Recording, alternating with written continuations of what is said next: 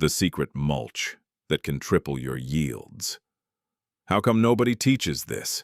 If you're into homegrown veggies, better dirt, tougher plants, massive crops, and a garden buzzing with life season after season, stick around for this tale. It's perfect for the backyard grower battling tough clay, the off-grid farmer stretching every drop of water, the indoor plant fan exploring vibrant soil, or the outdoor enthusiast sensing what's absent in today's farming approaches. Ever paused in the woods and pondered what nourishes it? Who turns the dirt? Who hauls in plant food? Who hauls water during droughts?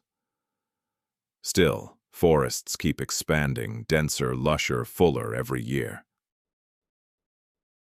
That puzzle lingered with me forever, especially after spotting the magic on the woodland ground. It hit me that nature's been dropping hints the whole time. We're diving into a technique that's incredibly powerful, dead simple, yet oddly dismissed like some taboo trick.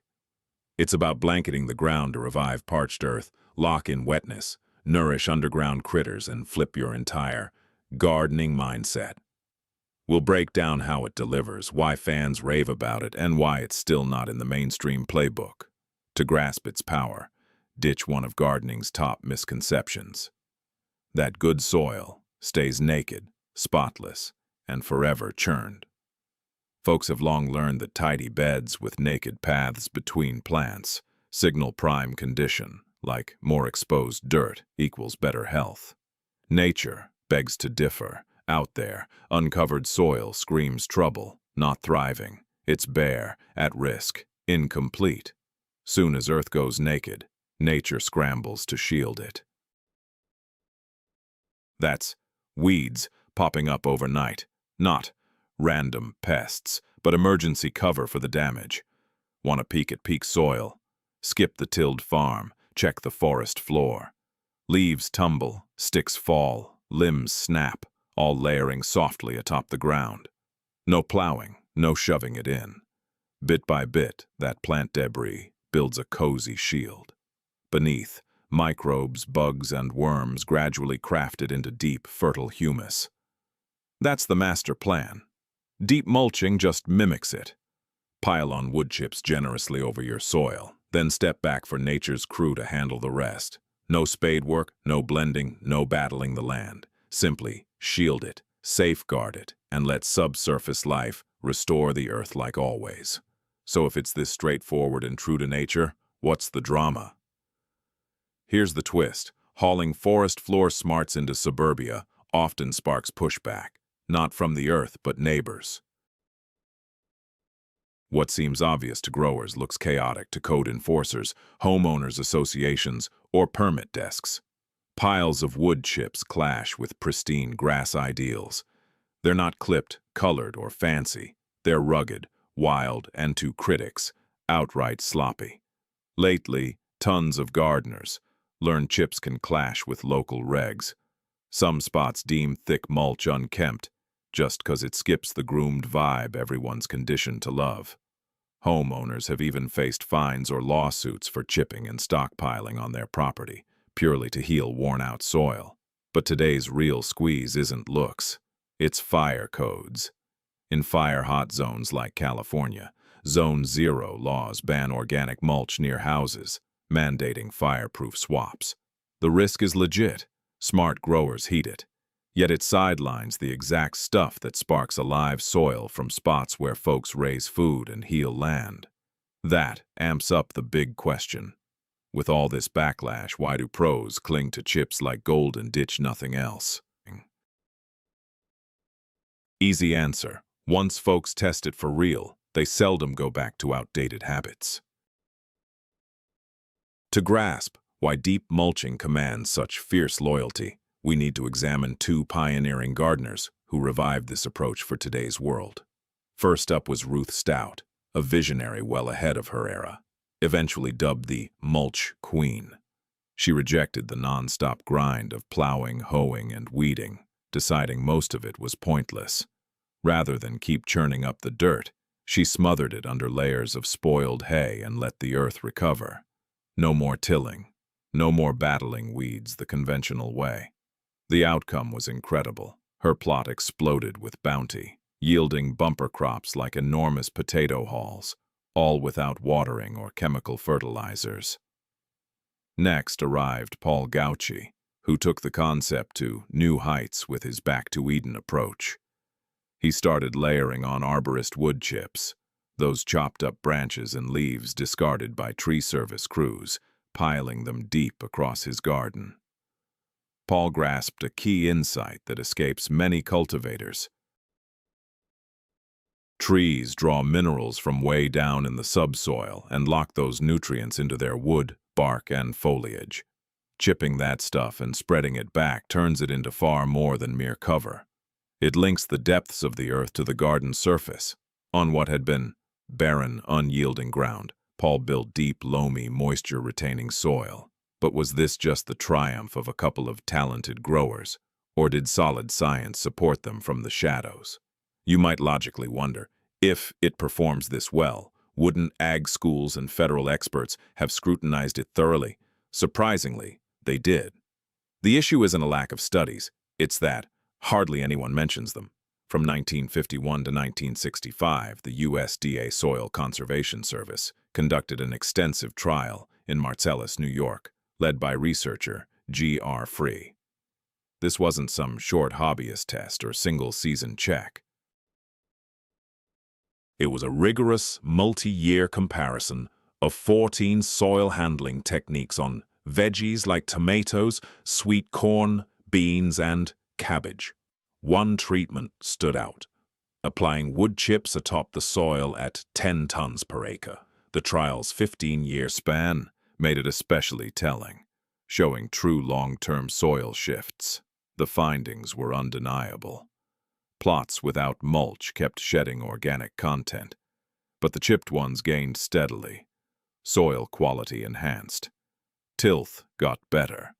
Biological vitality surged, and yields proved it. Beans jumped 23%. Cabbage soared 34%. This wasn't vague theory. It was proven, recorded, replicable. The team showed wood chips outperformed bare fallow or solo cover cropping in safeguarding soil health. The data existed, yet the report gathered dust instead of revolutionizing farming. The tale grows more compelling when we head to Canada, where scientists uncovered the potent secrets in fresh-cut twigs. Not every wood chip acts the same, not by a long shot. Plenty of folks assume any ground-up wood yields equal benefits, but that's off base.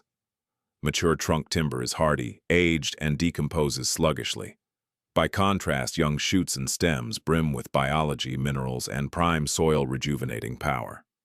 In Quebec, during the 1980s, Laval University researchers under Professor Gilles Lemieux zeroed in on this, exploring ramial chipped wood, RCW, from branches less than 3 inches across. Their discoveries stunned. These lively parts pack a tree's bulk of proteins, amino acids, and elements. They also carry lignin variants that supercharge soil microbes. When you scatter these newly chipped bits over the ground, unique decomposition kicks off. White rot fungi lead the charge, excelling at lignin breakdown. Beyond freeing nutrients, they forge enduring humus and promote those ideal crumb structures that trap water, oxygen, and organisms perfectly. In depleted dirt, such changes can be profound. The pattern sharpens. The proper chips don't merely shield the surface, they actively restore it from within. Yet, as soon as most conventional gardeners hear this approach, they hit back with the classic concern. Quote, _1___. This leads us straight to one of the top worries folks have about adding wood chips to veggie patches. Frankly, it's the objection that deters more newbies than nearly any other. The alert often comes across as dire. Wood chips supposedly rob nitrogen, leave crops starving, yellow the foliage, and wreck your yields. That scare has echoed so often that plenty of growers buy into it, without pausing to ask a key question. When exactly does this occur? The reality is the caution isn't entirely off base, it's simply misinterpreted. Sure, If you grab fresh chips and work them straight into the dirt, bacteria will pull nitrogen to digest the high-carbon stuff. There, the nitrogen pull hits right at your plant's feeding zones, potentially sparking real issues. But that's not the technique we're discussing. Nature doesn't plow fallen limbs into the forest floor. It lets them lie on top. With chips used as surface mulch, any short-term nitrogen draw stays confined to that slim interface where they meet the ground, so the impact remains surface-level, spot-specific, and distant from the bulk of your plant's foraging roots deeper down. Actually, that nitrogen-poor top layer can benefit you by discouraging weed germination. Bottom line, wood chips applied right don't plunder your garden. They fuel a sustained nutrient loop. As deeper portions break down over time, they release minerals, boosting soil richness rather than depleting it. Grasping this opens your eyes to why the system shines even brighter with moisture involved. That's when thick mulching shifts from mere dirt management to a true resilience tactic. Get the water dynamics of wood chips, and you'll see why countless growers credit it with transforming their results. Exposed earth dries out quickly. Sunlight on bare surface triggers evaporation, yanking vital water vapor skyward. In heat waves, this daily drain saps the reserves plants rely on. A hefty wood chip blanket flips the script. It serves as a shielding cap, curbing moisture loss and keeping soil hydrated much longer post-rain or watering. The chips absorb rain like sponges, store it, and dole it out slowly as things dry. Result: reduced plant strain, rarer watering needs, and steadier gardens through tough conditions. But the true game changer goes beyond hydration. It's climate control. Summer sun can scorch naked soil, frying tender roots and harming the microbes vital to soil health. Wood chip cover keeps things cooler, steadier, and safer underneath. Come winter, that mulch reverses roles, shielding against freezes and wild temp shifts. You're crafting not just covered plots, but thriving, even-keeled habitats. With cooler, wetter, microbe-packed soil, though, face facts. Not all drawn critters will be friends. Here's where lots of folks gloss over details. Deep mulching packs punch, but it's no quick fix and brings hurdles every committed grower needs to anticipate. That shady, humid, cool blanket fosters perfect habitat. Great for worms and helpful fungi, but slugs, snails, earwigs, and pillbugs might thrive too. Early on, say the first couple seasons, natural controls may lag, letting pests overrun. Delicate starts turn into sitting ducks, with fresh beds becoming slug buffets overnight. No failure here. The biology's just evolving. Germination poses another snag. Chips crush weeds brilliantly, yet they smother your own seeds too. Tiny ones like lettuce or carrot demand soil touch, not chunky cover. So, rake chips back, make bare spots to sow, and replace mulch only after sprouts toughen up. Worst error: heaping chips right up to stems or trunks. Packed against bark, they hold dampness, breed pathogens, and invite decay. Make sure there's always some space around the base of each plant to let it breathe. Above all, keep in mind that this approach takes time to work its magic. It can completely revitalize your soil, but it won't happen instantly. And that brings us to a key puzzle. If the outcomes are so striking, why does this method get sidelined? With all this proof staring us in the face, why does conventional wisdom still push tilling, chemical sprays, and bagged fertilizers over harnessing natural biology? Eventually, you have to pose a tougher question. Not only what gets results, but what pays off financially. View the whole setup through that angle, and suddenly, things click into place. Today's big ag industry thrives on endless cycles and built-in reliance. Tilling shreds the fungal highways that shuttle water and nutrients around. Bare soil lets organic material evaporate quickly, from exposure to sun, wind, and drought. Without its structure and biology intact, the ground can't sustain robust plants anymore. That's when the spending spree kicks off. Synthetic fertilizers to mimic what living soil delivered at no charge, herbicides to fight weeds invading the naked earth, pesticides to shield weakened crops in a fragile environment. Now stack that against a deep blanket of arborist wood chips. In lots of areas, those are just discarded byproducts. Tree services frequently haul them off for free or next to nothing if you ask. That one detail flips the script. Someone mastering soil building via mulch cuts down on tilling, slashes chemical use, retains better moisture, and breaks free from repeat buys. And that might explain why this technique lingers on the fringes. Nobody can trademark a wood chip or bottle up the forest floor for premium sales. The more folks partner with nature, the less they need outside crutches. Once that hits home, the path forward is clear. How do you craft your own paradise? If this gardening style resonates, the upside is it's way easier to dive in than you might think. Skip the fancy gear or total yard overhaul. Grab the proper stuff, some patience, and a commitment to letting the soil heal naturally. Start by picking quality wood chips, ideally arborist blends from actual tree jobs, mixing leaves, bark, and twigs. That variety delivers beyond plain carbon. It supplies the tree's vital elements that decompose efficiently and nourish the underground ecosystem.